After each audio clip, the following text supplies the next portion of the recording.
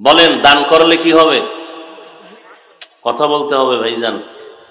হায়াত, আপনার এখানে হায়াত বেড়ে যাক, এটা সবাই চান? আল্লাহ কবুল করেন। 2 নাম্বার ফায়দা, উপকার, রুজি রোজগারে বরকত বেড়ে যাবে। কি করলে? দান করলে। কিসের পক্ষে দান করবেন? মাদ্রাসা, দ্বীনকে জিন্দা রাখার জন্য। 2। 3 নাম্বার, পাহাড় বরাবর কোনো মুসিবত থাকলে আল্লাহ ফিরিস্তা পাঠাইয়া আপনাকে হেফাজত করবেন। 4, আপনার দানের বরকতে কবরস্থ যারা, আল্লাহ পাক মুহূর্তের মধ্যে তাদের আযাবকে বন্ধ করে দিবেন।